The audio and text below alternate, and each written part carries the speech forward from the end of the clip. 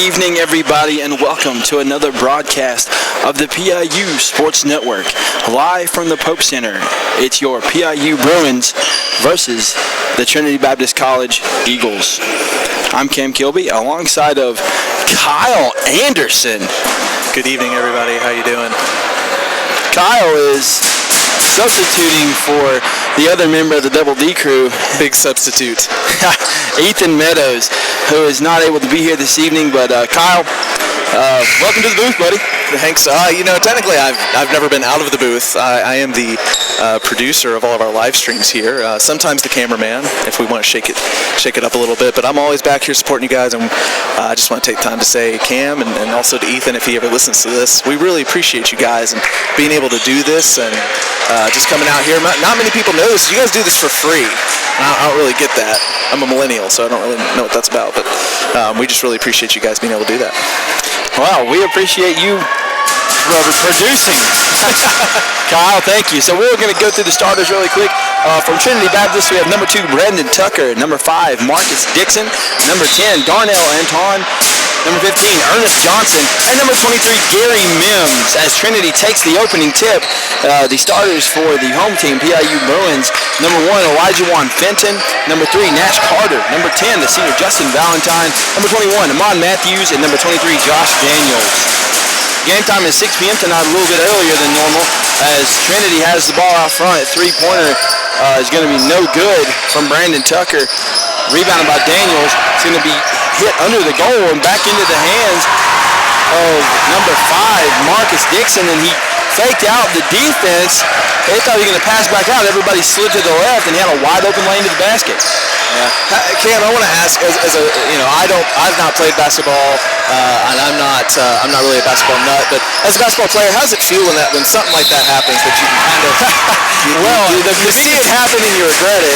Well, it happens, especially in the game, early in the game. You got a lot of energy on defense, and you think that man's about to make a pass out of the three-point line. That's a great take by Nash Carter, by the way, for an M1. But Nash Carter's other free throw is good. He might with a quick 3-2 lead.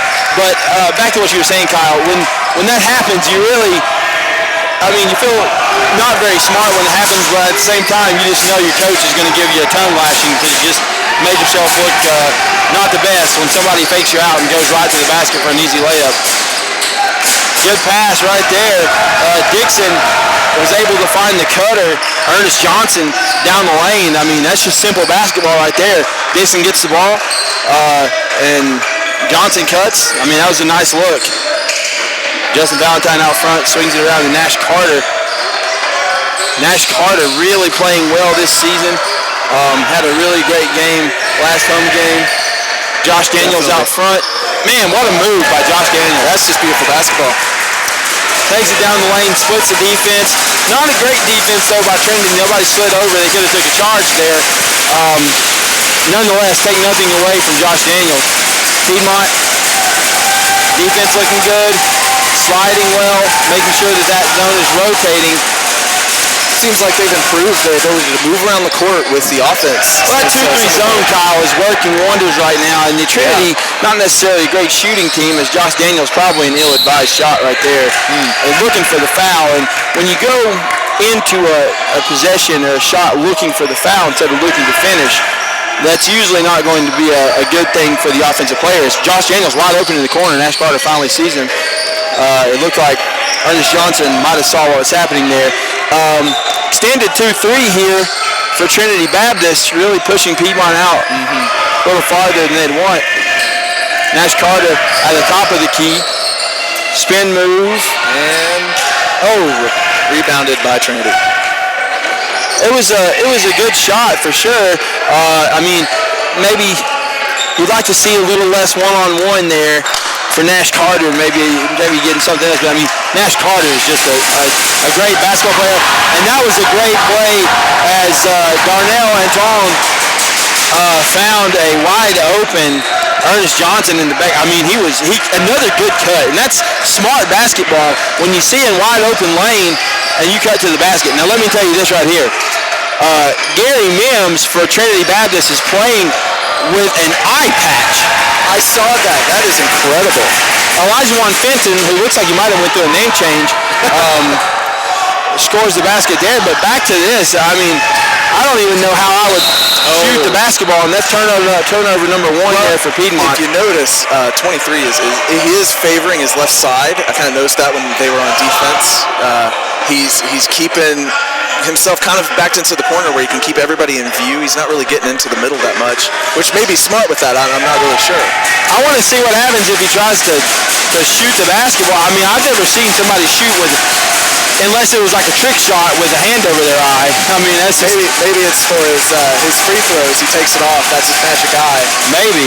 Good defense by Josh Daniels. Tips the ball ahead to Nash Carter. Nash Carter switches hands. Wow, good play by Nash Carter. And this goes to tell you, this kid can play some basketball. He is such an athlete, and as a student, I'm not really. I just want to let everybody know. I'm not really much of a sports, or at least a basketball guy. I'm a football guy, but I don't know much about it. But as a student, Nash is one of the most approachable guys on campus. He is such a nice guy, along with LJ Williams. They are a great presence here on Piedmont. They really help spice up the student body life, and I'm really appreciative of them on and off the court.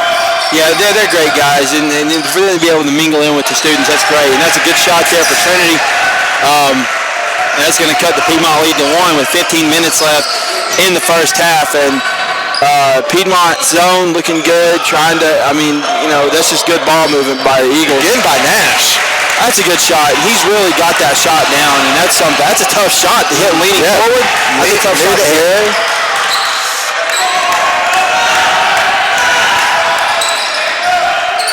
Ball poked away by Nash Carter. Ball's going to reverse to Gary Mims. Mims back over to Darnell Antone. Mims for 3. With a patch. Whoa! Knocked it down. And we're tied at 11 with 15:05 to go. Justin Valentine picking up his dribble. Elijah Wan with the basketball, dribbles to his left. And he was guarded right there by Marcus Dixon. And he had it look like a speed advantage on Marcus Dixon. And that was a really good take there by Mims. But maybe he tried to take off a little too far out as Josh Daniels about falls down. Daniels going to reset the offense. That's good. And that's something that Piedmont has picked up and learned since the beginning of the season. I saw a lot of us, especially our first few games. That's a good shot by Elijah Fenton. We would try to rush things. Instead of getting into a good offensive set, we would rush things and really force offense when it wasn't there. And right there, whenever Josh Daniels pulled that out, that's a good offense. That you get a better shot, you get better efficiencies that way. As Mims again from the corner, no good this time. But it was close still with that eye patch. I wouldn't have even hit the backboard, I don't think, with an eye patch. You'd hit the other goal. Yeah, that's exactly what happened. No good by Justin Valentine. Elijah gets it back. Yeah, and that's good hustle, and that's a good shot by Josh Daniels, but goes back to Elijah Fenton. He wanted that rebound more than anybody else. It looks like we're in a 3-2 zone here, looking to try to take away some of the outside shooting for Trinity Baptist as ball reverses, and there's a tip pass again by Nash Carter, and it's going to hit the foot, it looked like, of Darnell Antone, and then this is just getting sloppy, and then Josh Daniels commits the foul. What do you think? Coach Howard is when he sees all those turnovers consecutively by Piedmont? What's he thinking about? What's he going to say to his players right now? Well, take care of the basketball. I mean, all of that whole sequence right there wasn't needed. I understand that we want to try to get. Points in transition, because points in transition and, layups on a breakaway are points that are premium points. You want to be able to get those points, but you can't force something that's not there. Right. Or you can't try to do something too fast. You have to still be efficient with the basketball and make a good play. And if it's not there, you just need to try to get down the floor and set something up, because setting something up and running something in the half court, even though that might not be your chosen pace of play, is still better than going down and just, turning the basketball over. As we tried to do right there, we tried to do something and force something that wasn't there. Now, don't take away anything from Trinity. I mean, it's a good defensive play. You've got to be able to make a play like that as a basketball player. I mean, that's just good defense.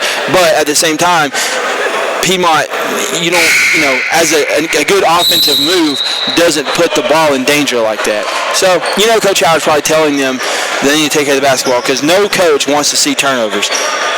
Right. If you lose a turnover battle, you're probably going to, be at a disadvantage. You're already at a disadvantage if you lose a turnover battle.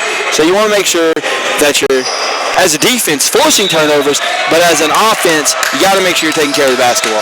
Game back in play here as number 10, Darnell Antone with the basketball. Swings around to Johnson. Johnson to Marquell Perry, who is in the game for the first time from Trinity Baptist. Perry finds that's a great play right there, and they're going to get, looks like they're going to get Daquan Lee with the foul there. And, that was a good look. Perry in the corner. Antoine cuts down the lane, and this Trinity team is very good at finding a seam and cutting through there. In the defense, Piedmont, we didn't get a bump or anything like that. And it looked like Daquan tried to take a charge. He might have slid into that one. Either way, he picks up the foul and the and one opportunity for Trinity Baptist. 16-14, 13 minutes left here in the first half. Oh, Josh Daniels robbed. Now tell me a little bit about this Piedmont defense. You said something kind of at the beginning of the game about how they've improved, and it's definitely, I think, visible to everyone that if you go back and watch some of our earlier games, the defense they had some holes, right? We did. If you look at the defense right now, as a great example right there, right, as Josh Daniels, it's all about rotation in the zone. It's all about moving in the zone, talking to each other. The rotation there as Terry Pfeiffer comes into the game for Piedmont, and it looks like Jordan Long as well. And rotation is really important. Antoine Robinson also in the game.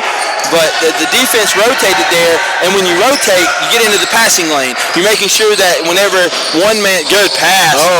You miss a layup. To finish. But as a defense, you make sure when one man steps up, there's another man that rotates down to cover. And Piedmont's rotation right now is very good. Shot no good there by Ernest Johnson. Rebounded by Piedmont. Pass to Jordan Long. Jordan Long, nice drive. Stops, kicks out to Daquan Lee. Daquan Lee, ill-advised pass. He thought he saw Antoine Robinson cutting to the basket. He moved out of the lane pretty quick. That pass was about 3 seconds, I think, too late. And it was, you can't have that as an offense. You just have to make sure that you're aware of what's going on. Number 50 for Caleb Jones for Trinity Baptist takes a three-point shot. Jordan Long, right in there. He cradled that basketball like he was running a football off the field. He cradled that thing. I recognize that move a little bit. Well, he took the ball and made sure it was cradled so the defense couldn't knock it away. Right. And he was able to get to the rim. He went a little bit slow getting to that left corner there as Perry's had a couple of open looks. He hasn't shot it yet. He hasn't pulled the trigger, but he's had a couple of open looks. You get a shooter, he's going to knock that down. Daquan Lee to the basket, and he's going to cradle that thing again, taking care of the basketball. And that's a good finish by Daquan Lee. Cam, it seems, at least to me, from watching most of these games from up here in the booth, that we're getting, at least in this game, a little bit more aggressive trying to get to the basket than in some of our previous games. We're pushing through the defense. We're, like you said, cradling the ball a bit better, and our players are just getting real offensive on their offense. What do you have to say about that? Offensive on their offense. I don't know if I've heard that one before, but that, they're taking it to the basket and making sure that we're getting points at the rim. And with a team this athletic, David Barron in the game for Piedmont, with a team this athletic, we should be getting to the rim. And we were settling for a lot of jump shots, and it's got to find a good balance. And that's going to be a turnover on Trinity. Trinity trying to plead their case that one of the Piedmont players touched it, but their plea denied. But the thing is, we're driving to the basket, and when we get to the basket and get points at the rim, and this is no offense to Caleb Jones, but we have really a lot of athletic and fast players. If we can get into the teeth of that defense and get by that back line and be able to, we can out-jump a lot of people and finish. We finish well at the rim, and that's just it. But you got to find a good balance of jump shots to keep the defense honest and driving inside to make sure that you still have the three-point shot open. It's all about balance. And Piedmont's really playing well and finding their niche offensively. And the defensively, too, right there. If you can see when the ball goes inside, we collapse around the ball, the guy that has the ball. And then when the ball is outside, we're rotating well, making sure that passing lanes are defended. As the pass goes out to Perry. Perry's jump shot, that's a good look. No good, though, as the ball goes to David Barron. Barron up the floor. He's going to look to Antoine Robinson. Robinson back to Daquan Lee. Lee, a nice pass to Robinson for three is good. Good shot. And that's the thing about ball movement. Ball movement's going to get you open looks. If you can knock down shots, that's going to force the defense to get out there. Because if you miss shots or you're not a good shooter, the defense isn't going to get out there, going to dare you to shoot that, because that's a good look for the defense if you're shooting that shot and you're not a good shooter, or they know that's not your shot. And that happened again, and I got to tell you, Marcus Dixon has a good pass fake. Mm-hmm. He does. He's gotten us a couple of times with that pass fake, and he's able to just turn around and get a good-looking jump shot there from the post, and that's a good shot as a postman. But if we're knocking down those shots, keeping the defense on their heels, that's important. Jordan Long, pass to Antoine Robinson, no good, and that's going to stay. That should stay on this end. Looked like Marcus Dixon knocked it out of bounds.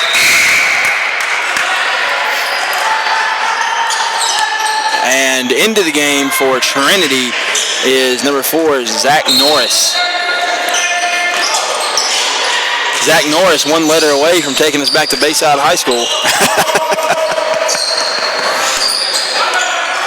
That's a bit, Cam, I think you're actually a little younger than me, and that's even a bit before my time. Kyle, how old are you? I'm 26. Oh, well, I'm 27. Anyway. Still, though, that's not enough for you to be making those references. That's classic, Kyle. That's a classic. Speaking of classic, Antoine Robinson drives the lane. It's a good play there, and he's going to get the foul call. And that's what I'm saying. When we take the ball, when you're aggressive but smart, just plain aggression can get you a lot of charge calls. But when you're aggressive and when you're smart, driving to the basket, and you're heady, that's going. You make the right play there. Robinson was able to get by a defender. He wasn't out of control. He picks up a decent foul call to get to the rim. Now, he misses both the free throws, but that's still, that's a good play. And even though you don't get anything there, you obviously you want to make sure that you're getting your free throw, because they're called free throws for a reason.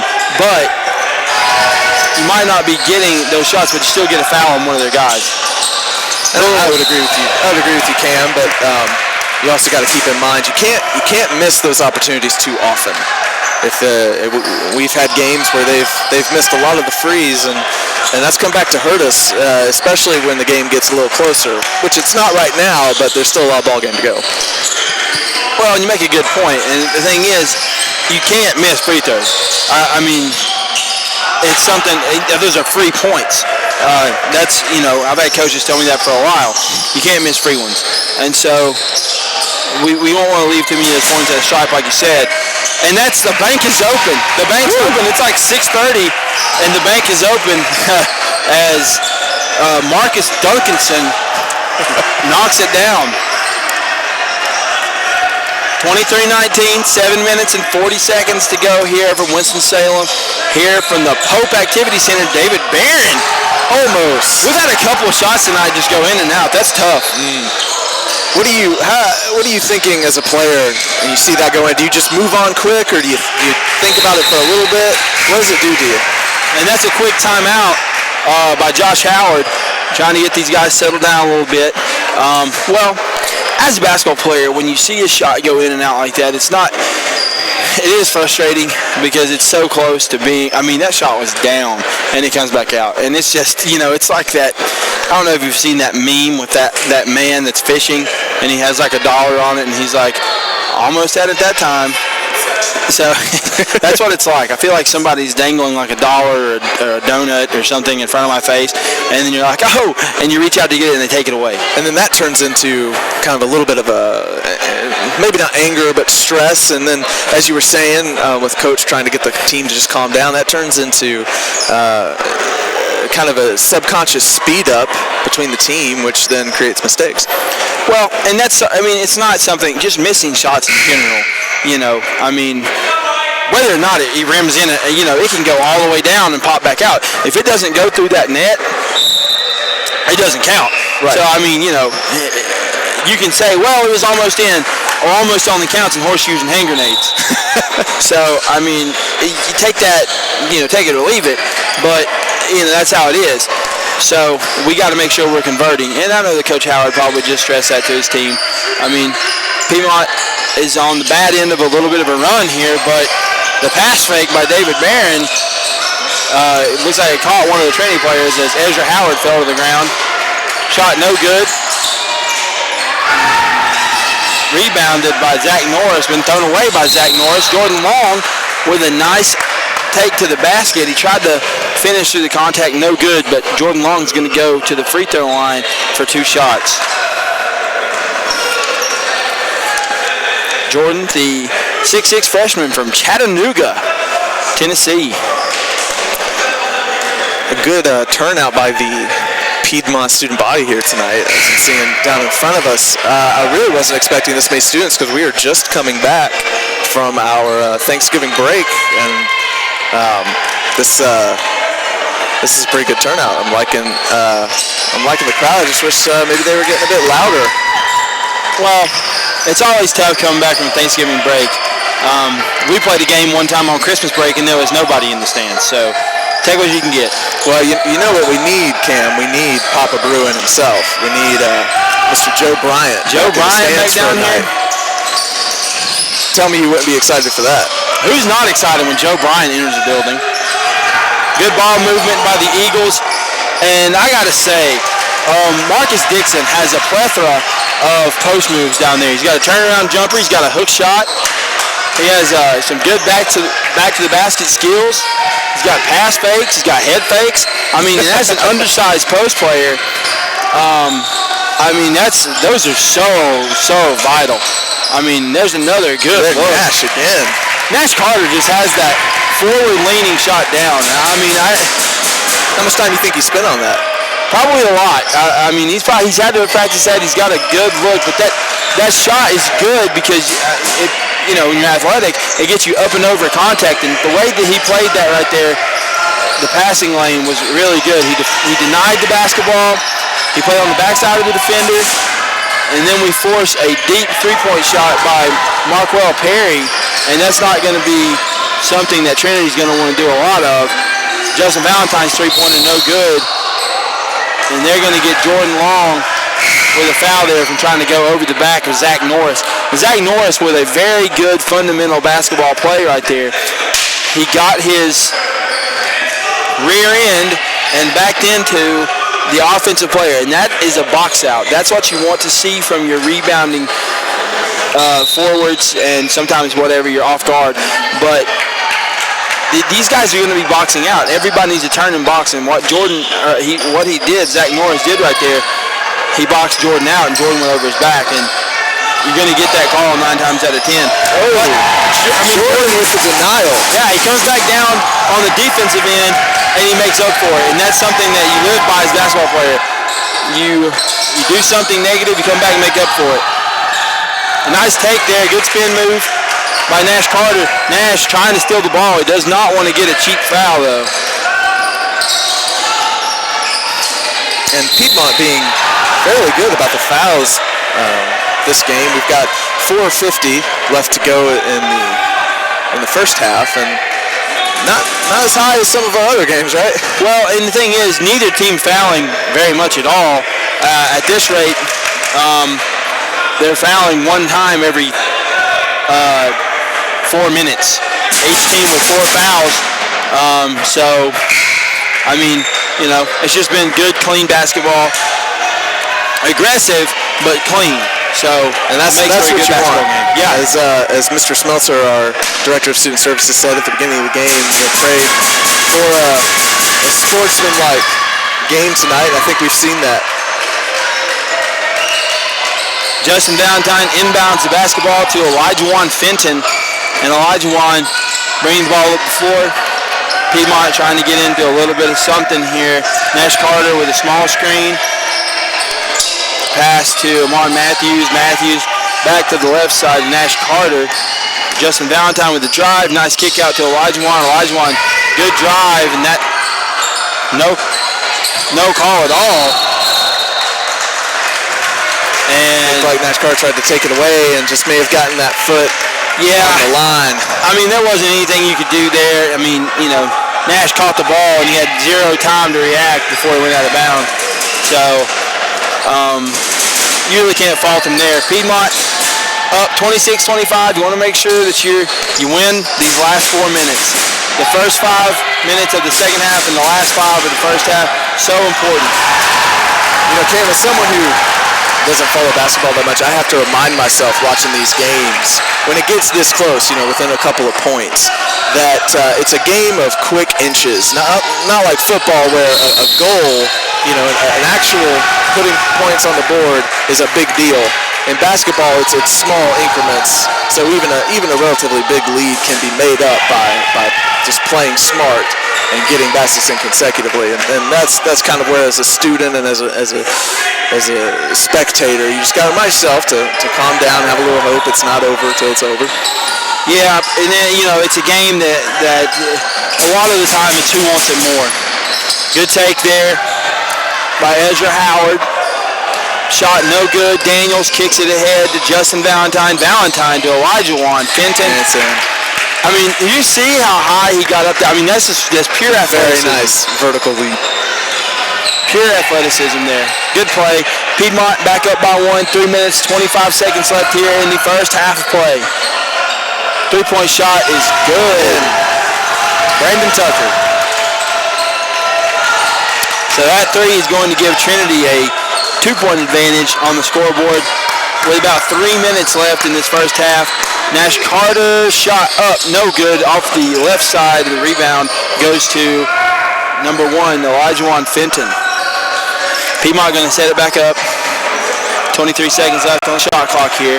Looks like Fenton wants to go one-on-one, and he has the ball stripped away from him. A good defensive play there by Ernest Johnson. Trinity Baptist out of Jacksonville, Florida. The Eagles. This is an NCCAA Division II conference game for PIU, so this is a big one. And Nash Carter tries to throw it off of the defender's back and tips it out of his hand. And they're going to give Trinity a timeout. Now, called on the floor. The thing is, it didn't look like Brandon Tucker had possession of the basketball. He had it pinned. So, I mean, that certainly, it could count as possession. But I don't even know that the referee could see that he had possession of the basketball there. But either way, I'm not a referee. I'm not out there in the black and white stripes. So, these guys are smarter than I am when it comes to making these calls. So, I'm not going to try to be one. Anyway, Kyle. Yes, sir. As a student at Piedmont, what sets this place apart from other colleges and universities? Well, I'm glad you asked, Cam, and that's actually something that I talk about a lot with other people. Piedmont, and I'll put this out front, I have flunked out of a lot of colleges in my day. There's a reason I'm a senior here, and I'm almost 27, and that's because I've been to other community colleges and other bigger schools, including a major private Christian institution. And what really sets Piedmont apart from all of that, it's not the facilities, it's not even really the student body. It really is the devotion to the Word of God. It's the devotion to teaching the students not what to think, but how to think for themselves, how to think critically, which I honestly have not found at many other schools. And that's been my biggest thing here at Piedmont, is just learning to address the Word of God and address life from a perspective that isn't informed by biased opinions. It's informed by the Word of God and by my ability to think for myself. Well, thank you for that, Kyle. And Piedmont's always been a great place and really invests a lot in the people that we serve here at PIU.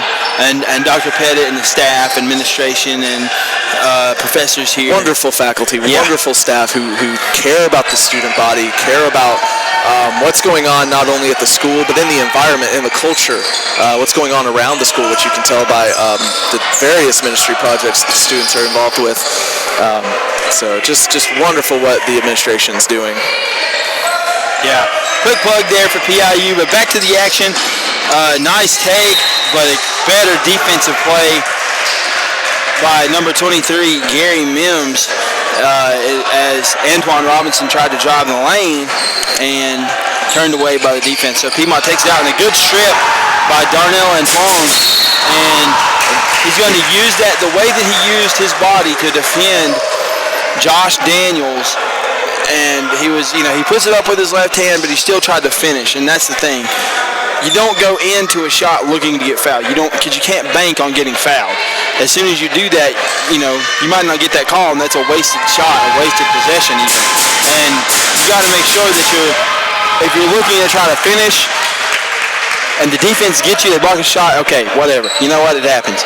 But a lot of times, you're going to get a foul call because you're trying to finish, and if you can't get a shot off, a lot of times you're going to get a foul. If the defense makes a play, they make a play. That's just how it goes. Cam, tell me about strategic fouls. I've heard you and Ethan kind of mention that to me and on the stream about good fouls. I've heard you guys say that was a good foul.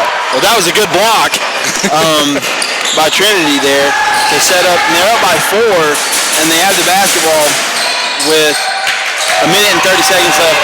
But a good foul, Kyle. Terry Pfeiffer shoots it almost over the backboard. That was major athleticism, as I think you'd put it. That was incredible. He got it there, but then he almost not a good look to finish. And see, that's a good post move. The way that he was able to do an up and under, catch the defense off guard, get an up and under. Marcus Dixon uses those. He's a skilled post player. He's a skilled post player. But anyway, a good foul, Kyle, is, let's say that the defense is getting ready to start a breakaway or they have a run out. And if you go in there and you foul them, you're going to stop them from getting 2 points, especially if you have fouls to give. You're going to stop them from getting 2 points. So that's a good foul. If you have a situation where you have a player like Cam Kilby on the floor who shoots like 38% from the foul line, that's a good foul because he's probably not going to hit both of the free throws if he even hits one. Because at that point, you're lucky to hit one. So sounds like quite the player. Wish I could have knew him. A good foul is something that it's a strategic foul. It keeps the defense keeps the offense from either A, getting a surefire basket, or you're putting somebody to the line, so most likely going to miss. Now, you don't want to foul somebody and hold them intentionally, because that's going to be an intentional foul. It's going to give them 2 shots in the ball. So anyway, Piedmont really struggling right now with getting a good look on offense. We have not had too many good possessions here. It looks like we're going one-on-one too much. We get a guy that gets the ball at the top of the key.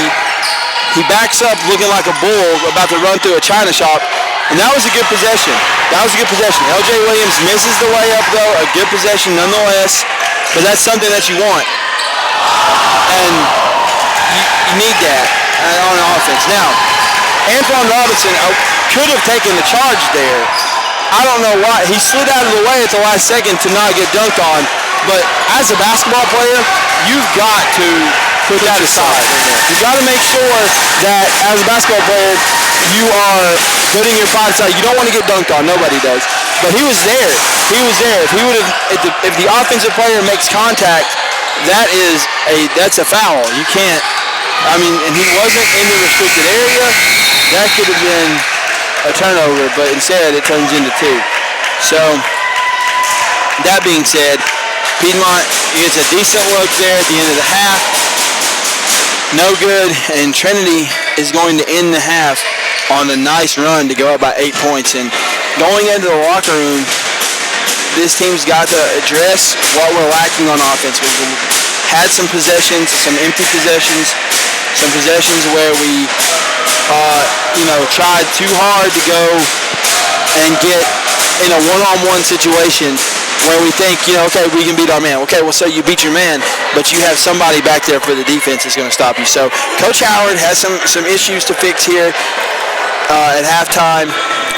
It's an 8-point game, 36-28. So, but it's something that it can be done. It's not something that's Piedmont's got a decent look at it. We can make sure that we're running offensive sets and playing good defense in the second half. So we'll take a break, Cam, for halftime, which will come back in about 14 minutes. Stay tuned on the live stream on YouTube for a word from Piedmont International University, and then we'll be back just before the start of the second half to talk some more and listen to Cam Kilby's smooth voice. Thank you for listening to another broadcast of the PIU Sports Network.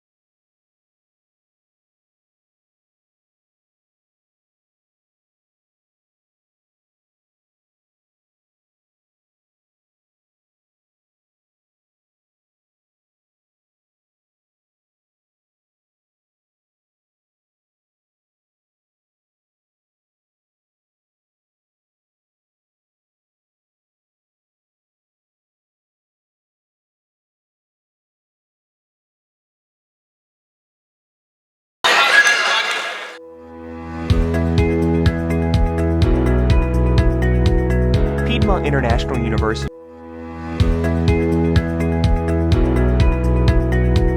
Piedmont International University is a Christian university located in the heart of Winston-Salem, a city known for arts and innovation in central North Carolina.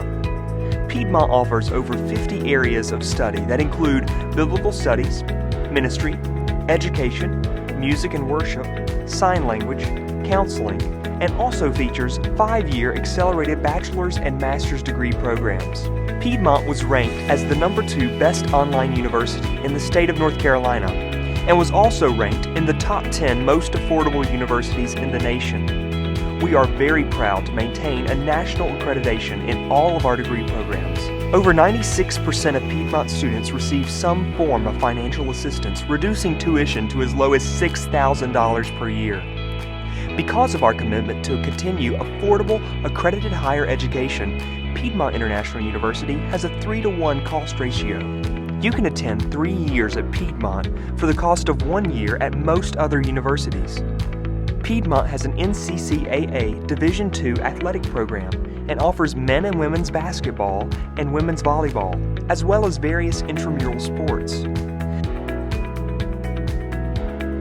The George M. Manual Library has a vast theological collection of over 60,000 volumes and 17,000 ebooks to serve your academic pursuits and research.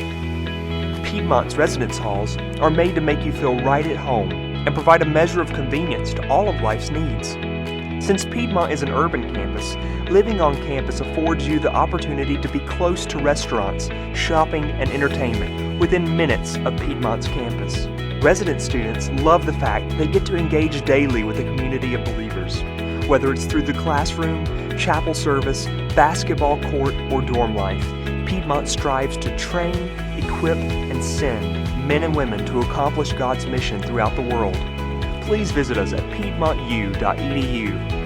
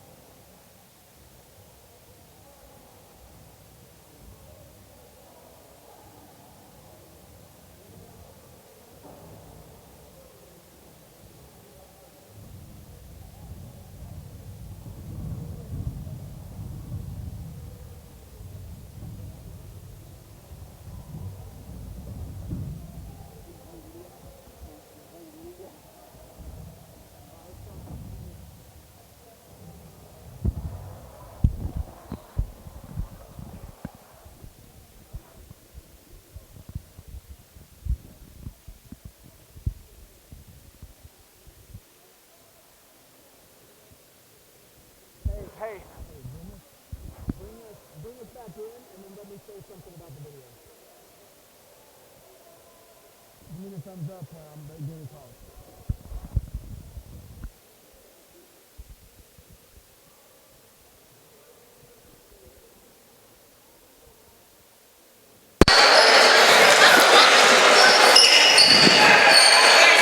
All right, welcome back to Pope Activity Center on the campus of Piedmont International University. Kyle, second half's about to start. Second half's about to start, and I just wanted to say a word about that nice little promo ad that we saw during the halftime. I want to give a shout out to our own Devin Ferguson who put that together. He probably did a lot of the video and photo shooting for that as well. And just a lot of great things said there about the school. And I can attest as a student personally to the very affordable nature of our tuition and the dorm life. I am a dorm student, and it is a wonderful experience. It can be trying at times, but really it is an opportunity to grow, an opportunity to make lifetime friends, and it's just a great little spot, great little shout out to the school. Cam, I believe you wanted to talk some statistics, talk numbers to me. Well, Kyle, first half, Piedmont struggled with turnovers, as did Trinity. Leading scorer for the Bruins is Nash Carter, and leading scorer for Trinity is going to be Ernest Johnson. And we'll see if that trend continues in the second half. Do we look to Nash Carter? Does Trinity keep going to Ernest Johnson and Marcus Dixon? Because Marcus Dixon is the more efficient of the two right now. And it's been, a solid half from both of those guys for Trinity. They have an 8-point lead on the scoreboard right now. So, we'll see if that continues in the second half. Piedmont's got to take care of the basketball. We got to make sure we're being efficient on offense and getting good looks. We can't continue to be so reckless with the basketball, and certainly can't keep trying to go one-on-one. So, inbounds pass from Justin Valentine into Josh Daniels. Daniels out front, looking like they have a little bit of offense, and that's going to be a kick ball there. It's good reflex by Darnell Antone. Nash will throw it in. And better job finding someone this time. And a good take there by Elijah Fenton, and that's going to take some getting used to. When you said Elijah twice for so long, now it's Elijah Fenton, but nonetheless, a really good play. Solid play. And do we want to see, Cam, an aggressive build-up back to, a lead, or do we want to take it a little slower? We'll try to knock the lead down as fast as we can. That's not in question. Now, whether or not, is Piedmont plays fast. That's what we do. We're really good in transition offense. As you see right there, Elijah Fenton gets a rebound, takes it to the other end of the floor, and finds a wide open Nash Carter. Nobody's going to say we're not our best as far as offense is concerned in transition. Trinity's transition defense wasn't the best there. I know Coach Jones probably wasn't happy with it, but transition defense is important, but that's going to be a steal, a near almost steal. Not a good pass there though by Marcus Dixon. That's going to be a dunk by Gary Mims, and Gary Mims with patch and all playing very well. But so we'll like to see Piedmont try to get in that transition offense, because that's where we're best as far as offense is going. Josh Daniels ball out front. He's going to be guarded by Darnell Antone. Nash Carter in the corner. Good pass. Good block, though, by Gary Mims. And it looks like Trinity's going to take the ball out, and that's going to be a foul on Piedmont.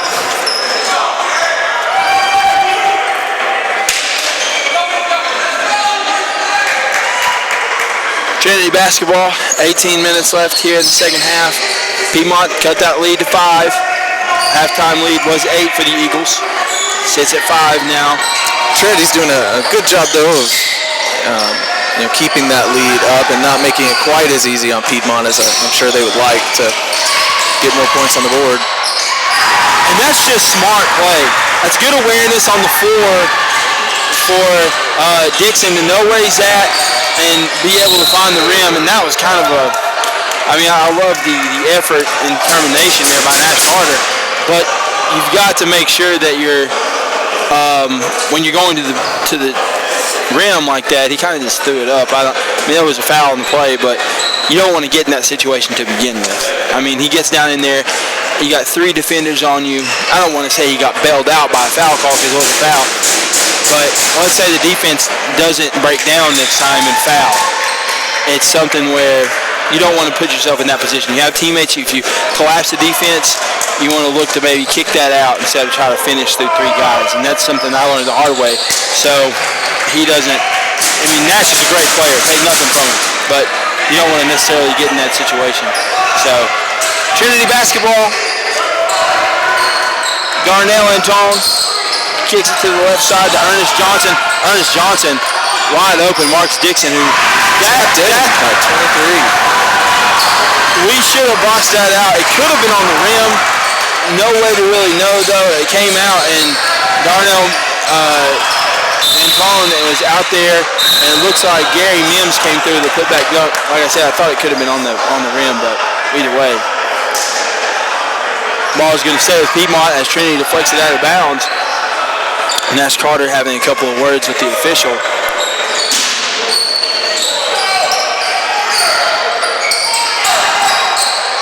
Nash inbounds over to Justin Valentine, back to Nash Carter. Nash Carter faces up his man, back to Justin Valentine, 3-pointer. No good. And they're going to get Elijah Juan Fenton, but going over the back of Marcus Dixon. Little too aggressive there from Elijah Juan. I mean, I understand you want to get the ball, but you got to be, you can't try to jump over somebody or push somebody to the ground. But again, I love the hustle and the will to try to get the basketball.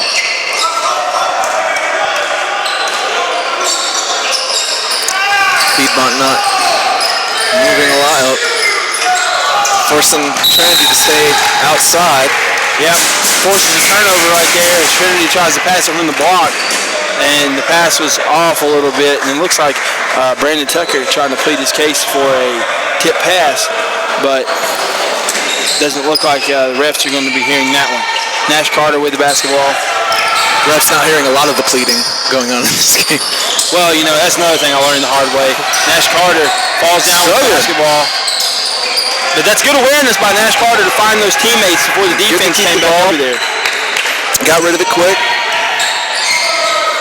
Antoine Robinson into the game. Josh Daniels, nice pass. Amon Matthews will finish. Brings it back to a 5-point game. 16 minutes left here in the second half, and that was good offense there by Piedmont. Drive, force the defense to collapse, find the open man. And that's a good awareness to Amon Matthews know that pass was coming, and a good finish.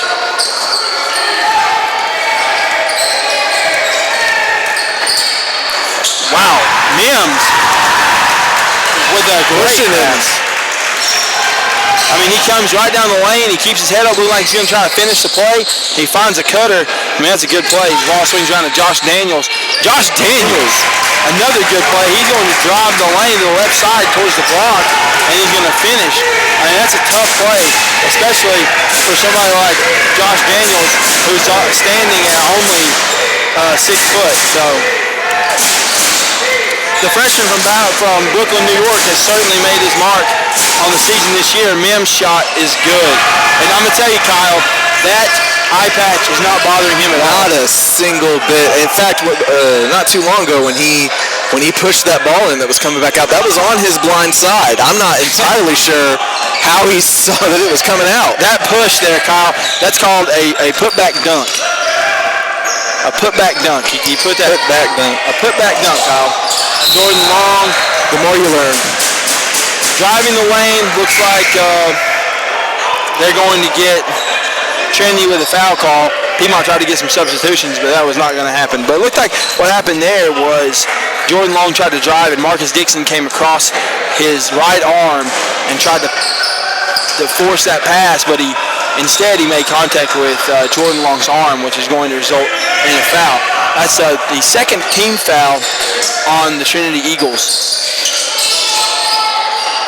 Inbounds to Daquan Lee, who's just checked into the basketball game, along with David Barron. Out to Jordan Long, who tries to put it up. It's just a little short of the rim. They're going to get Jordan Long. Actually, no, they're going to get number 5, Marcus Dixon, on the foul there. That's 2 in a row, Marcus Dixon. And it looks like Coach Jones is going to send in number 4, Zach Norris.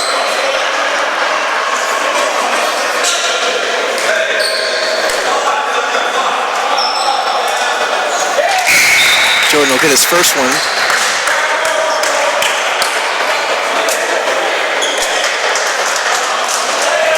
And I believe I spoke with Zach Norris's father, possibly, before the game was starting. Got to share a couple minutes with him for the Trinity Eagles.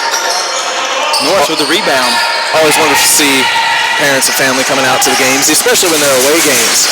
Yeah, I mean, certain teams travel well, and Trinity was always one of those teams that travels particularly well. Another good take there by Ernest Johnson, and he's trying to pick up where he left off in the first half with that nice take to the rim. And that'll increase the lead for Trinity by 8, 48-40, with 14-10 to go in the second half. Long with a pass fake. Daquan Lee with a fake, and that's going to be not a great looking shot, but the ball is going to be rebounded by Zach Norris nonetheless. And number 10, Daniel Antoine with the basketball. Mims going to pass it to Norris. Norris drives, kicks it out. Johnson back out to Norris for 3. No good off front of the iron.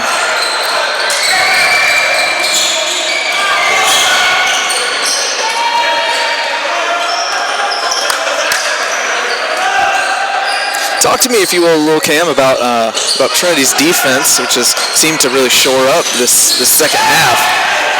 Well, they're running a 2-3 zone, Kyle, and what a 2-3 zone does is it's supposed to take away mid-range jumpers, and it's supposed to take away the inside game. As Daquan Lee draws the charge on Darnell Antoine, and that's going to be a foul that's going to have him sat down by Coach John Jones.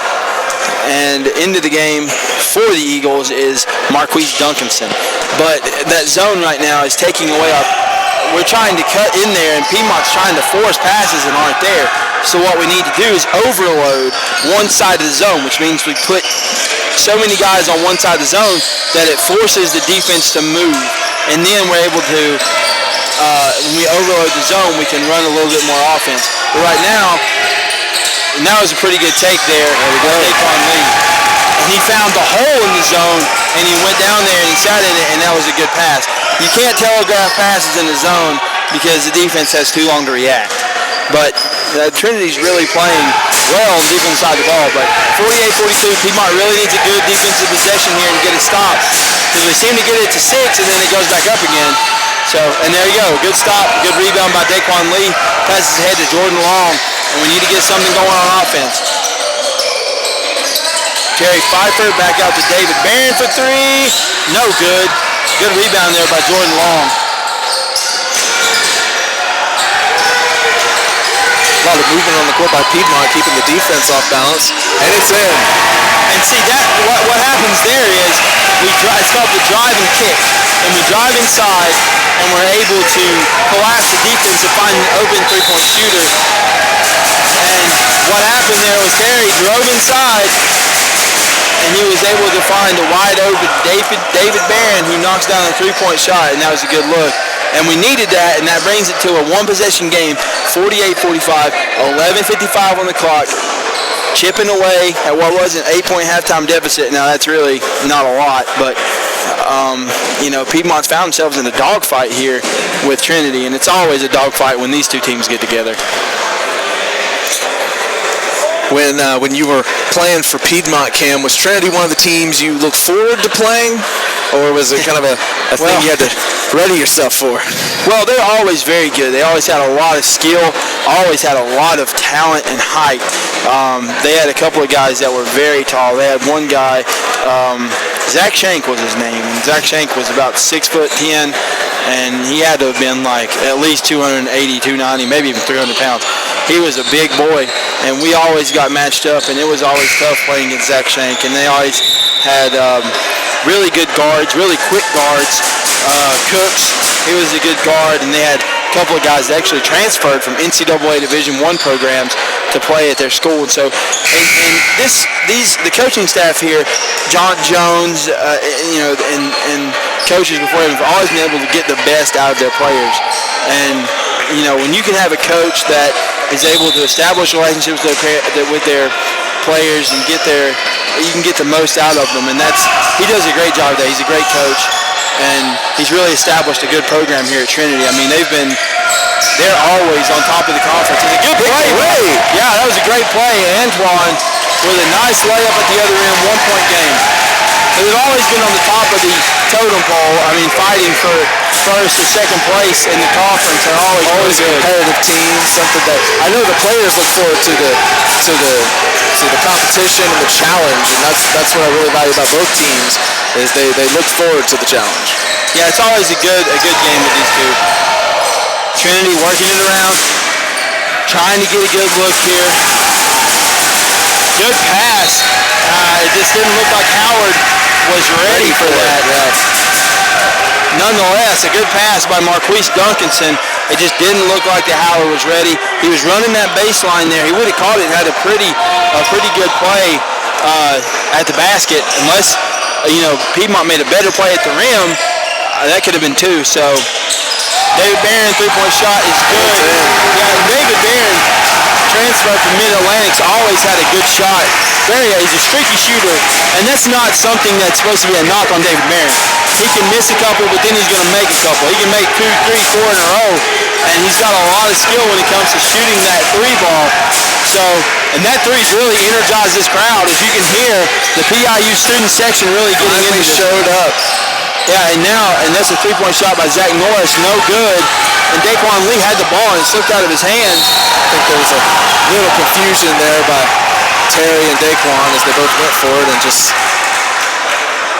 And again, we're able to say Marcus Dixon, and he has just really left his mark on the game. And I always have a lot of love for these forwards and centers because I played forward and center. So you'll always hear me giving love. Yeah, it's, being able to, look at these guys and say I like that because he's a back to the basket guy.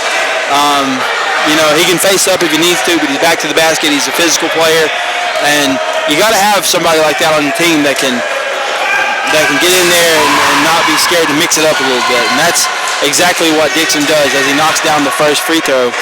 And Piedmont's actually done a really good job defensively on down low. I mean, we're rotating well. Jordan Long with a nice box out steal. Dixon makes the free throw, ties it up at 50. And Kyle, I think we might be in for a nice finish. Well, it's certainly been an exciting game, and it's always just fun to watch these close games, even if the turnout's not what you want at the end of the night. Where when you have two teams like this that are playing their best, that are putting everything out on the court and putting all their athleticism, all their talent out there, it's fun to watch. It's fun to be a part of, and I think you're right. I think a strong finish is what we're going to see tonight.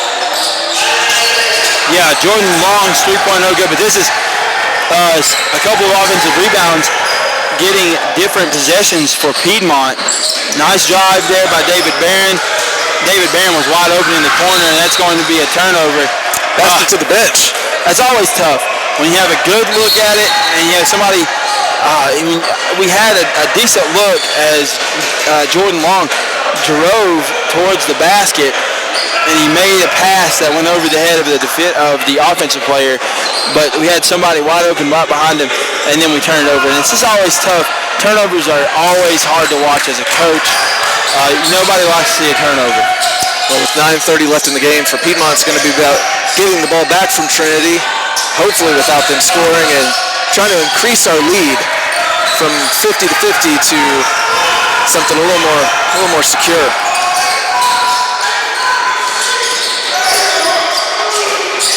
Screen and roll there. Oh, a nice play. Jordan Long couldn't quite control it. Daquan Lee saves it. And Terry Pfeiffer up the floor. Nice pass back out. Daquan Lee. Wow! That's a pass. Daquan Lee, that was a great play.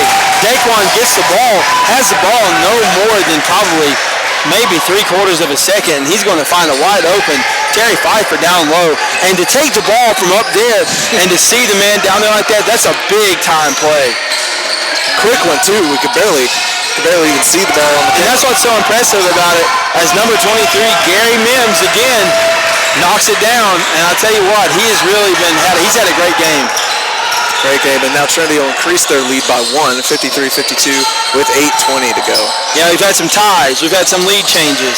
Typical NCCAA conference game here. David Barron tried to do a little too much there, but Daquan Lee steals it back. Jordan Long drives the lane. Good finish. He protects the ball, gets to the rim, lays it in. Nice finish by that young man. Marquise Duncanson with the ball out front for the Eagles, and this has been a good game all around. Duncanson picks up his dribble, nice pass, good finish by Mims, and Mims he's having a great game, and I just can't get over that he has that patch on. I just don't know that I'll be able to even score once. That just speaks volumes about the will and the talent there. Also, his spatial awareness must be military class for him to be able to just recognize his right peripheral. Yeah. David Barron. There we go. David Barron is having himself a game tonight, folks. That's going to be another three-pointer for David Barron.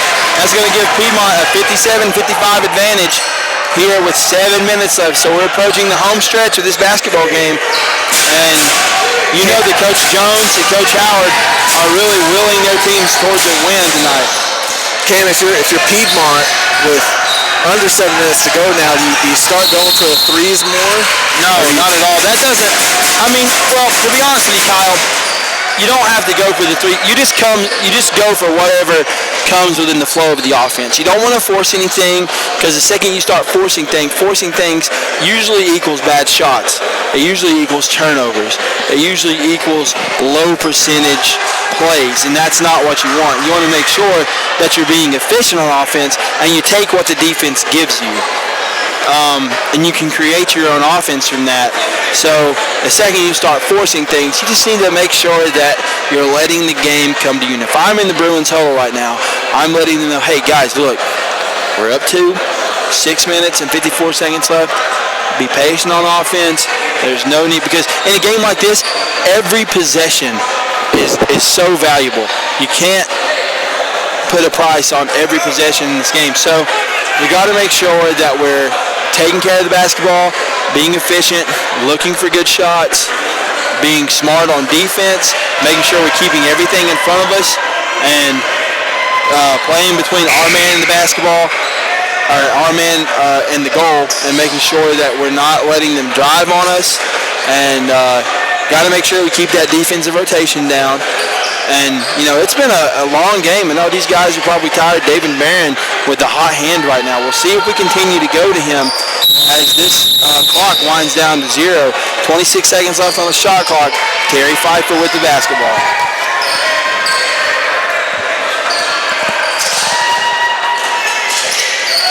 Terry swings to David Barron. Wouldn't surprise me if he pulls it from there right now. He is just on fire. Piedmont's going to need to shoot it with 7 seconds left on the shot clock. Yeah, Jordan Long he wants to have David Barron spot up, and it's good. What a play. And David Barron has taken over this game in the last 3 minutes. He's hit 3 3-pointers, and he's really making his presence known behind that three-point line. Ball into Dixon. Dixon double teamed. He's going to kick it back out. Piedmont with some solid defense, knocking the ball away. Antoine with the ball. Back to Mims, back to Antoine. Down low to Dixon. Dixon has a strip. Back to Antoine. And it's going to be a foul. I think that's going to be 2 shots for Marcus Dixon. And they're going to get Daquan Lee with the foul there.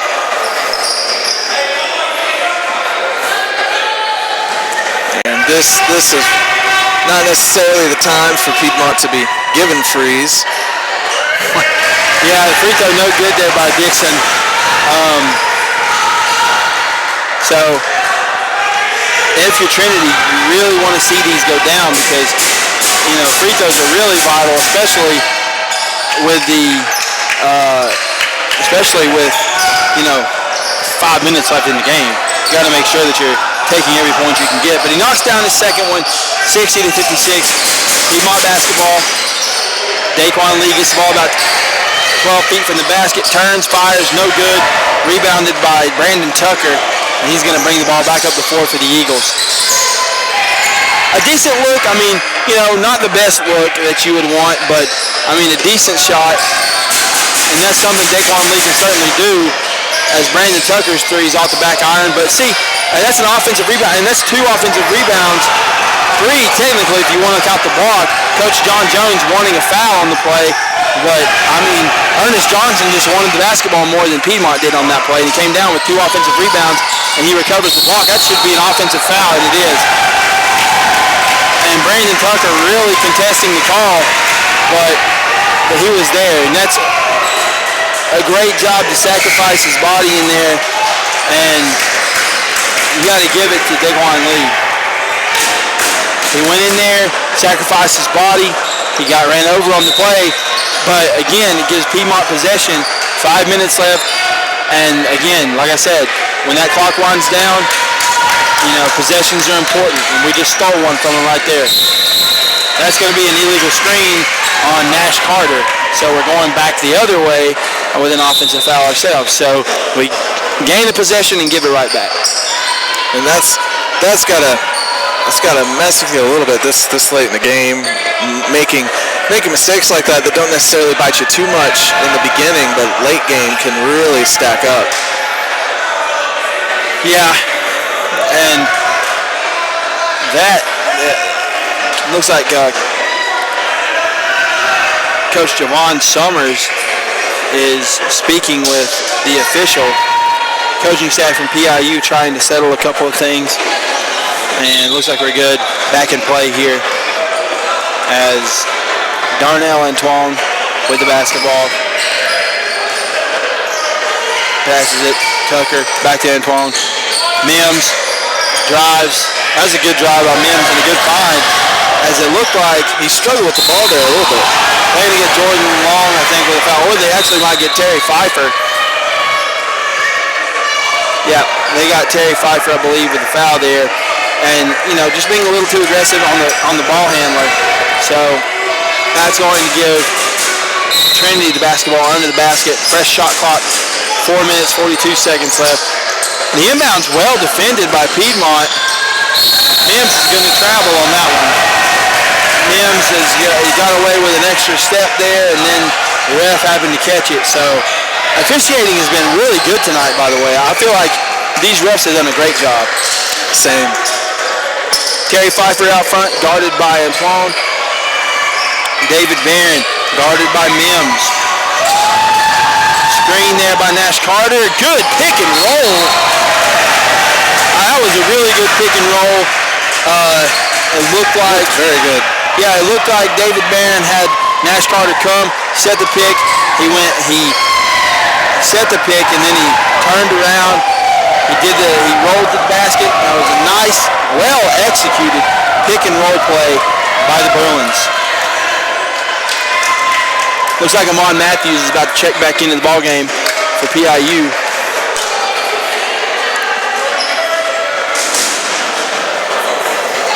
Nash Carter's free throw, no good. And Amon Matthews is going to come in for Terry Pfeiffer. Gives Piedmont a little bit more size on the floor. Good height on the floor right now, which kind of not been too noticeable of an issue with Trinity, but there have been a couple of their players who've really outstretched us. Oh, Dixon almost tipped that one into the Piedmont basket. We would have appreciated it. Tucker wisely slows it up on the pass from Dixon. Mims with the ball on the right side of the floor, and Mims he's an offensive warrior. He has a lot of stuff in his arsenal. Mims, that's good ball movement. Down to Dixon. Dixon lost the control of the basketball. Matthews nearly lost control of the basketball. Jordan Long lost control of the basketball. And that's going to turn into 2 points for Ernest Johnson. Piedmont got it back and got a little too quick, a little too sloppy with trying to get it down the... Yeah, that was just an ugly chain of events there. Nice play. Matthews missed the finish, though. He got kind of what he wanted, but he missed the finish. And Antoine is fouled on the layup attempt. And that foul on the Bruins is going to go on Antoine Robinson. Players not really getting getting away with a lot down there. The refs are seeing a lot and calling a fair game. Yeah, they're really on it this evening as Antoine at the line here misses. Both teams missing their fair share of free throws tonight. And like you mentioned earlier, that's just, you don't want to miss free. You can't miss free.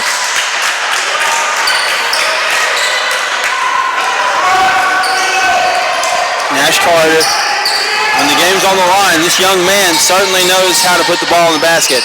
He had a game winner last home game, and I mean he's got a dead eye. He hasn't had too many highlight plays this evening. That's going to be another turnover on the Bruins.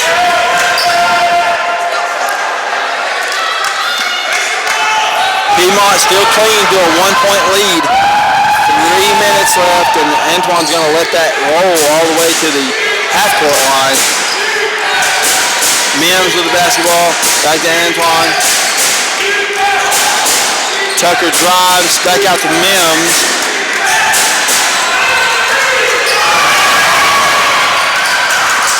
Dixon has had a couple of tough plays. That was a tough play, rimmed out, but he's had some nice moves at the rim. Nash gets it in for himself.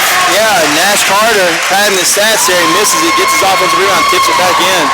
So, Bruins 3-point lead, 2 minutes and 30 seconds left, and this is where it's going to come down to who wants it more, the offense or the defense. Piedmont needs to remain focused and disciplined on this end of the floor and make sure that Trinity's not getting open looks, and that's an open look for Mims, no good. That's going to be another rebound, and that's a nice play by Ernest Johnson. He made plays all night.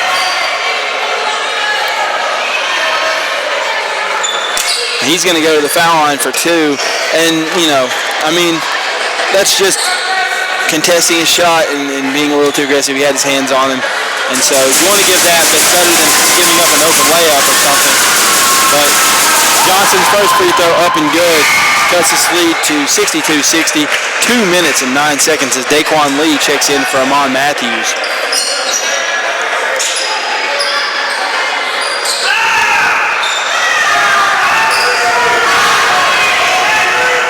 Piedmont students really getting into it as Johnson's other free throw up and good. 62-61. Piedmont loves to live on the edge with these games. Not so good for my heartburn, Cam, living on the edge for these games. Yeah, wow. Piedmont with the basketball. Nash Carter is going to give the ball to Antoine Robinson. You want to take care of the basketball here on this possession for Piedmont. Get a good shot. You don't want to force anything. And that's going to be a turnover. I think that's what you were talking about just now. And right there, Jordan Long tried to go for the block, but that was a good play by Brandon Tucker to use his body to shield off the defender. He made sure that he had the defender behind him. He used his body on the layup. That way, Jordan Long had to come up and over him to make that block. And it takes a lot to be able to make that play as a defender. Jordan Long gets the rebound. Down 1, Piedmont has the basketball, and that's Nash Carter. Like I said earlier, that's somebody you want to have the ball in his hands in late game situations. And we'll see if he can start getting that horizontal shot that he is so good at tonight. He goes for three, and it's in. I got to tell you, I mean, that's a good look. And I think in late game situations, his blood just turns to ice water. If he's got ice water in those veins, Kyle. Unshakable. Now, Piedmont needs to play solid defense, making sure that we're staying in front of the basketball and not allowing any good looks. Coach Howard pleading with his players to get those hands up, and that's going to be Marcus Dixon with another good finish down low. He has a good range of post moves as he finishes with the right hand there, about 2 feet from the basket. But I tell you, those shots down there are so important. They're so vital. And a good postman that can pass like he can and that can score around the basket at a high clip and a good percentage, I mean, those are few and far between. 53 seconds to go in the game, and it's tied up to 65. Yep, 65 all. And at this point in the game, Piedmont is sitting, both teams actually, next foul will be in the bonus, just the 1-1 for both teams, as Trinity has committed 8 fouls to Piedmont, six fouls. What do you, if you're coach, what are you saying? Well, again, it goes back to making sure that we're taking care of the basketball. Last possession, Nash Carter got up a good three. The possession before that, we have an ill-advised pass by David Barron who drives the lane, and it wasn't there. The pass wasn't there. And take nothing away from the Trinity defense, but the pass wasn't there, and he forced something. It didn't even look like he looked at the pass. Now, David's had a great game thus far, and everybody's going to make mistakes. David didn't look like he looked out there, and he made that pass, and it was intercepted by Trinity. So we want to make sure we're taking care of the basketball again. Jordan Long, he can get over the half-court line as he does, and looked like he was going to try to beat his man to the bucket. Wisely takes it back out, gets it in the hands of Nash Carter. Carter drives, and that's a good take by Nash Carter. He misses the layup. Nash Carter clearly upset with himself. Coach Howard telling Nash Carter to get back on defense. You make it up on this end as there's about 7 seconds differential in the shot clock and the game clock here. So Piedmont either way is going to get the ball back with some time left. The crowd trying to motivate Piedmont to stay focused. Three-point basket, no good. Antoine Robinson gets the ball, and timeout on the floor. 9 seconds left in this one. 9 seconds even. You don't see that very much. 65-65. 9 seconds left, and I tell you who thrives in this moment. Like I said earlier, Nash Carter. So I'm not saying that it's not necessarily going to be him to take a shot, but the offense will certainly run through him on this last possession. So Piedmont in this possession, if Nash doesn't have an open look, if he's double teamed, really, to be honest, with the last shot on the line, if the clock's clicking close to 0, I wouldn't be surprised if they triple teamed him just to make sure he doesn't get an open look with 1 or 2 seconds left. They were starting to do that on that last Piedmont drive. He was very covered. Yeah, and that will always, under the basket, you're going to have everybody converge on you. And Nash is just really good. He's slippery, if you will. He can get through the defense and into the Well, he just got ducked under 3 separate players to get to that basket. Yeah, and that was a good move. But, he just has to finish that. And he will. Nash is somebody, you give him an opportunity. He might miss it once, but I wouldn't give it to him too many more times after that. But Piedmont needs to be smart here, because if they do decide to converge on Nash, Nash has to know, hey, look, there's going to be somebody open. Am I going to be able to take this over 3 players, or should I look out to try to get another shot? Now, Trinity's going to be, they're going to come with just a little bit of pressure here, because pressure right here, and if you're Trinity, you're going to be too aggressive and pick up a foul call, but it's going to cause them to maybe take a little bit more time. Piedmont up the ball. 3 seconds. Nash Carter. No good. We're going to overtime.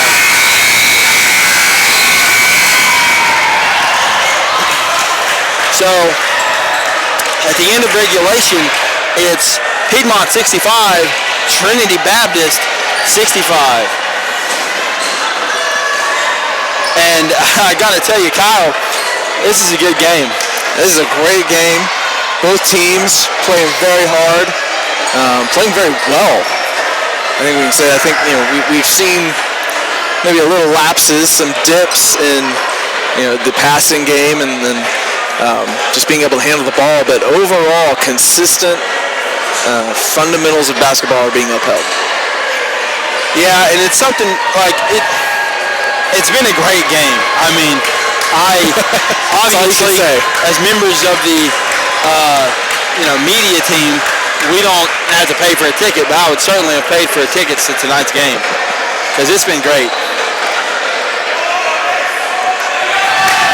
Now, Kim, run through us for those of us who maybe aren't as familiar with basketball, the overtime sequence. Well, what happens is if we end regulation and the score is tied, we'll go into what's called the overtime period. And the overtime period has 5 minutes. And it's just an extension of the basketball game. Piedmont, we carried the fouls over, so if Piedmont's fouled, they're going back to the foul line. It's just like you added 5 extra minutes to the second half, except you have a tip-off. And that tip-off happens to be won by Trinity, so Antoine with the ball. And Trinity getting into their offensive set. He's going to pass to Ernest Johnson, back out to Antoine. Antoine to Mims. And they're passing the ball very well tonight, looking to get good shots as Antoine falls down. 5 seconds left on the shot clock, a good defensive possession. And bailed out by a foul call. I don't necessarily know that I would have called that foul if I was an official. But that's going to put another Eagle at the line with a 2-shot foul. So number 15, Ernest Johnson, 2 shots here to give Trinity the first 2 points, or single point, of the overtime period. And it's good.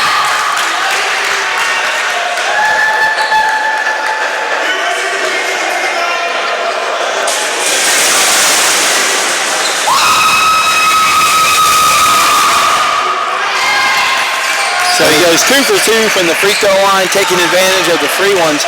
Antoine Robinson with the basketball for Piedmont. Piedmont just needs to stay focused and keep playing the ball like they did the first half. David Barron, deep three-pointer. No good off the right side of the iron. And that was a deep shot for David Barron. Very quick into the shot clock.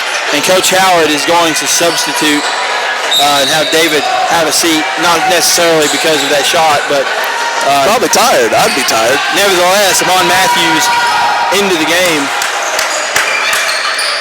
for the Bruins. Tucker with the basketball, swings to Antoine. Good drive by Mims. Back out to Tucker. His three-pointer no good.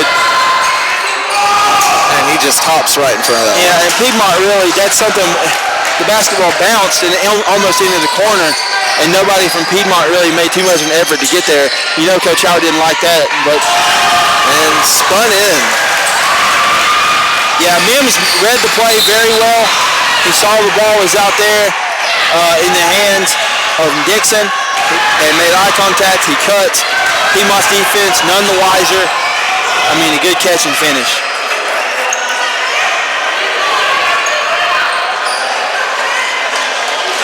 Nash will go up for a free throw or 2. This is a one-on-one situation for Nash Carter. We really need these. And the first one is good for Nash Carter. So if Nash hits this one, it'll be a 2-point game.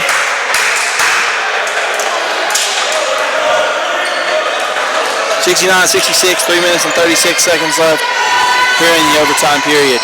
And he hits both of them. That was needed. Now Piedmont needs to come down here and get a good stop on defense. Trinity, they're okay with using some clock here. They'll slow down, get their communication back. Dixon wasn't ready for it. Nash Carter's going to come away with it. Nash Carter splits 2 guys, and that's going to be a foul, as it looked like Mims came over his back to try to get that block shot. And Nash Carter. What a run. He was all over the place. Well, you know, I don't want to say that's being careless with the basketball or being reckless, but, I mean, he certainly dribbled through a couple of what would be double teams before they got a chance to collapse on him. And he just, you know, he looked like a video game out there running in circles around the defense. And that'll bring us to a one-point game. If Nash can make this second one, we will once again be tied at 69. Once again be tied at 69? I was about to say, I don't think that we have been tied at 69 yet. Not in this multiverse, Cam. I'm sorry, I had to add one of those Ethan jokes in there. He always does that to me. Every game I feel like he does that. So I had to throw that in there. Someone has to be the comedic relief. So, Trinity with the basketball, tied up, 69-69, 3 minutes left. Perry in the corner, good defense by Mon Matthews. Mims with the ball, and we'll see if he decides to. I don't think he scored in the overtime period. He had a great game in regulation. Nash takes it away. Nash Carter back into the foul line. It looked like Coach Howard wanted a goaltend because the ball looked like it could have hit the backboard before the blocked shot, but nevertheless, I think the referees saw and it looked like maybe it was blocked off of the backboard instead. But they got number 10 Darnell Anton with a foul as Caleb Jones comes out, and it looked like Marcus Dixon got a quick breather, and Nash Carter hits his first free throw to give Piedmont a quick one point lead here. Nash has been really good from the foul line. Very consistent, very confident, as you said. Gets that ice.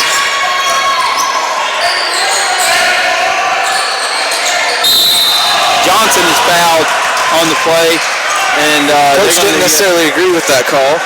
They didn't, but it looks like they got Antoine Robinson with the foul there, sophomore from Jacksonville, North Carolina. And so that's going to put Ernest Johnson back on the free throw line with 2 minutes and 36 seconds left in this one. Johnson's first free throw is good. 71-7 with 2:36 to go in overtime.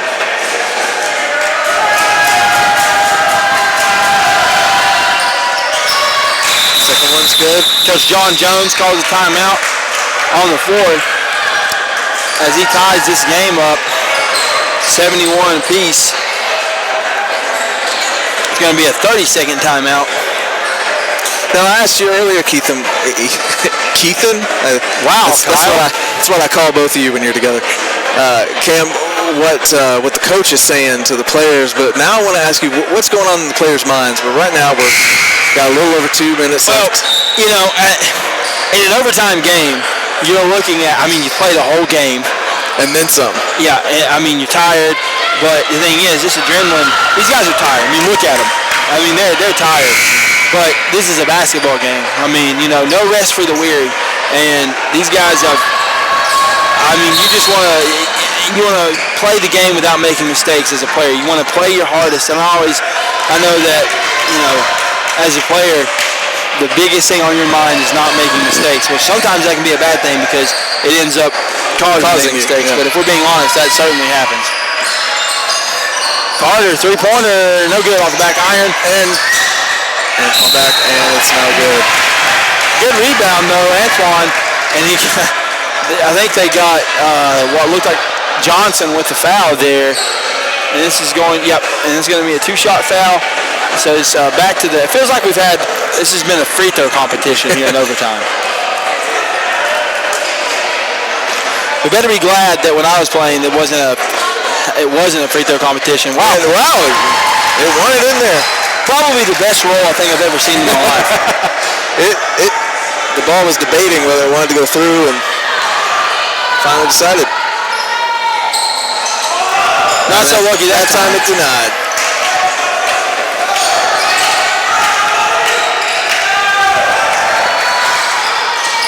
Dixon lost the ball. He's had a little bit of trouble hanging on to it here in the second half in the overtime of hanging on to the basketball. Do you count that to fatigue or? Oh, and it's taken away. It's given to Jordan. And that was a really good block there by Mims. You got 13 seconds on the shot clock, 72-71. Nash Carter drives a lane, shot up off the back iron. That hits the rim, so it's going to reset the shot clock. Jordan Long's layup no good. And they could have gotten, it looked like they could have gotten Nash with a foul there as he used that forearm to try to discard Marcus Dixon. And in that act, Marcus Dixon knocks the ball out of bounds. The refs see past that. And they're going to say that it goes out of bounds on Marcus Dixon. So Piedmont having a little issue with. There's a foul on the inbound, or still on the inbound, the foul on Daquan Lee, which is good. That right there, I don't even know that he meant to, but that right there is what you would call a smart foul, because had he not been there, it looked like Brandon Tucker could have taken that one to the rim, and so that's going to save what was probably going to be 2 points. So that right there, that's going to be a smart foul, especially when he misses the front end. So the best he can do at this point from the free throw line, tie it up. Is tie the game. So Piedmont needs to make sure we box out here. Tucker's other free throw up. And same result, but like I said, Piedmont has to make sure they box out, because if he misses one, he might miss the other. Well, somebody, got to box out the shooter. The shooter often gets forgotten about sometimes, and a lot of times the ball comes right back to him, and nobody slid in there to box him out. And so if somebody slides in, that goes right to you, but instead Trinity regains the possession. Dixon, turnaround jump shot is good. He's got a smooth touch. Just floats it in there real nice. And so here we go. A minute left. 73-72. Trinity. Long with the ball in the corner. Reversed over to Antoine Robinson. 15 seconds left on the shot clock, and Piedmont doesn't. They get the ball to Nash Carter, and that's always good. Screen there by Amon Matthews. And that's a tough shot. That's it. Tough shot, but tough shot. I don't know if there's such thing as a tough shot to that young man, Nash Carter. Nice finish. That almost looked like pure muscle memory. Speaking of nice finish, 35 seconds left. Piedmont up one. Trinity with the basketball. Big possession right here. Brandon Tucker's three, no good. Recovered. And that's going to be a foul on Darnell Antoine, and that's going to take Antoine Robinson to the foul line. Big free throws coming up here for the sophomore from Jacksonville. And when the ball gets back into play, it will be under 30 seconds. It'll be a one, maybe two possession game. Yeah, and either way, it's going to be a one possession game, because even if he hits both of them, it'll be 76-73, and he misses the front end. So this is a big play here, because you don't want to have a 1 point lead going in, because a score on either end is going to, in either way, and he misses both of them. And Amon Matthews,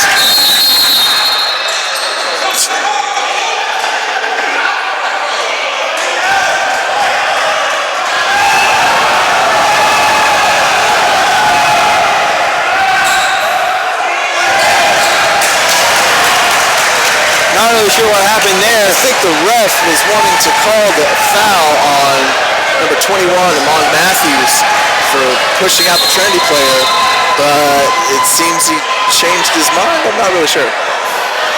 And the refs are going to speak here. It looks like, all right, so what happened was there was a rebound by Ernest Johnson. Ernest Johnson catches the ball on the baseline, and he's basically on his tiptoes, if we're being honest. And Amon Matthews, well, it looks like it could have went either way. Amon Matthews looked like he used that body to maybe force the play out of bounds. However, we're not that close. You don't know that Amon used his body to do so. True.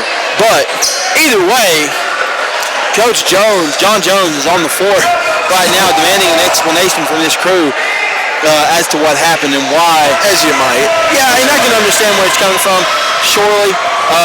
Especially when you can't necessarily see.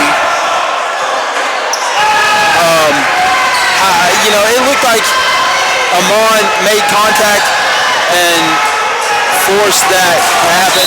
However, like I said earlier, I'm not an official. Either way, Amon Matthews, it's a dangerous play, but whatever. My man just got a possession back for his team, so you can't fault him, I guess, now, because you have the ball with 22 seconds left, up one. So you just want to take care of the basketball. It's probably going to be a situation where Trinity tries to force a turnover off the inbounds or very quickly as soon as the ball is inbounded. If not within the first 5 seconds of possession for the Bruins, I would say that the Eagles are going to try to foul. That would be the play that's probably going to happen here, that they foul. That's going to leave them some time, and Piedmont hasn't shot in the free throw. I mean, we've hit quite a few. Nash Carter has hit some. Outside of Nash Carter, I wouldn't put anything past right now. I mean, we haven't hit everything, so. But the first thing's first. Got to get the ball in, because these are difficult situations. High pressure, so you want to make sure you get the ball in.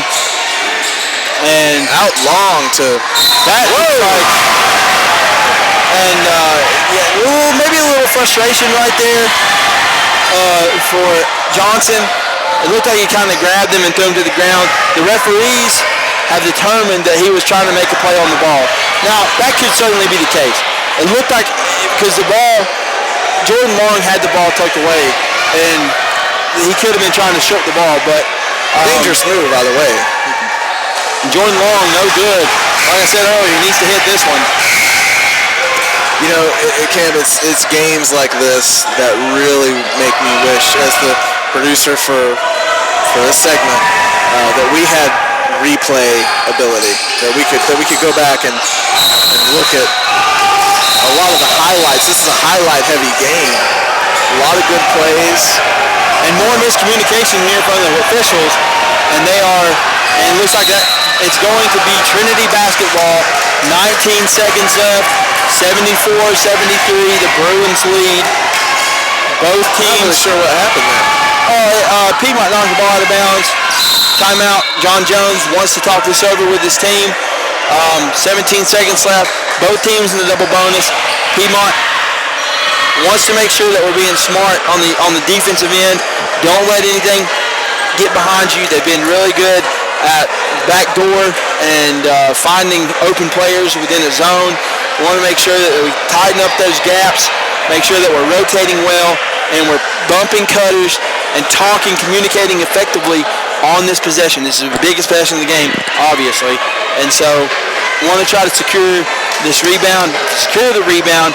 Don't turn it over. Try to find a good free throw shooter. I'd get the ball to Nash Carter, make sure that we're taking care of the basketball when we do that, get it to him, salt this game away, get out of here with a W. But it all goes back to defense right here. Piedmont's got to make sure that this defensive possession is the hardest you played all night. I know you're tired. I know you've played going on 45 minutes of basketball, but that's basketball minutes. I mean, we're going to 2.5 hours going on that, for the game total. So you've got to make sure that you reach down deep and you find that somewhere so you can make sure that you're giving everything you have this last possession.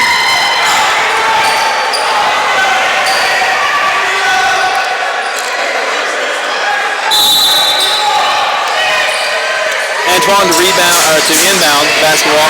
He's going to get the ball into Ernest Johnson. Back to Antoine. Antoine guarded by Antoine Robinson. Picks up his dribble. He's going to get the ball into number 15, Ernest Johnson, who lays it in. 5 seconds left in this game, and that's a good take by Ernest Johnson. 75-74 with 5 seconds. 5.1 on the game clock. Cam, what can you do in 5 seconds? Well, there's a lot you can do in 5 seconds. Now, the biggest thing is the inbound. You can't, if you're trying to get a decent shot, you got to catch the ball either on the run. You can't come back to the basketball, catch it, and turn, because you're wasting a lot of time at that point. So you want to try to get the ball in. So now, don't be surprised if Trinity brings pressure, because Trinity has, they don't want to be too aggressive and get a foul, but they're going to bring pressure, so Piedmont's not able to just roll the ball in or throw the ball to half court or something, because at that point you can get the ball and go drive in for a layup. Trinity wants to do is use this possession to force a tough shot. Inbounds Nash Carter on the run. He'll struggle with it a little bit, shoots it. Nash Carter, no foul. And they're probably not going to give Nash Carter that call just because he really didn't have control of the basketball. I love Nash Carter, love his game. He didn't have control of the basketball. He kind of was out of control going to the basket. And you know that the team is distraught. They probably wanted a foul there. Unfortunately, I don't know, that kind of, it's late game foul calls are always tough to come by. They're tough to come by. It's something where that puts the ref in a tough. You always have to make the right call though. You can't not make the call just because it's a late game situation. I mean, with it being, I'm trying to come up with a reason why they might not have made the call. With it being late in the game, and then maybe Nash is out of control a little bit. It could be the reason why they didn't make that particular call on the floor. So a great game by both teams. Yeah, and you can't say this game wasn't hard fought by Piedmont and Trinity. It was a very good game as both teams just break from prayer at center court. But both teams fought hard. I mean, again, we see the great three-point shooting of David Barron, the ice-cold focus of Nash Carter. Yeah, and I mean, the team has absolutely nothing that they should be ashamed of. I mean, this is a great game. Certainly not. You can be proud of that performance. It's not a win, but there's certainly some things you can take from this game. And this Trinity team is not, your grandma's basketball team. They're a good team. They have a lot of skill, a lot of talent, and you got to give it up to Piedmont for competing, and give it up to Trinity for competing. It was a good game overall, and glad to be a part of it. Kyle, any closing comments from you? Nope. I'm just glad that we were able to witness this and witness good athleticism, good sportsmanship, and Cam, thank you for letting me just ask some stupid questions and chime in here. And not able to completely fill the shoes of Ethan. We'll miss him, and we'll look forward to him coming back at the next game. Yeah, we'll be back here on Friday as the Bruins host the Toccoa Falls College Eagles. And it's going to be another good one, another conference game for Piedmont and Toccoa. So it'll be a good one. And I believe the girls also play at 5 o'clock. The women's team will play at 5 as well. So we look forward to seeing you out here at the Polk Center to catch those games. So thank you for tuning in to another presentation of PIU basketball on the Bruins Sports Network.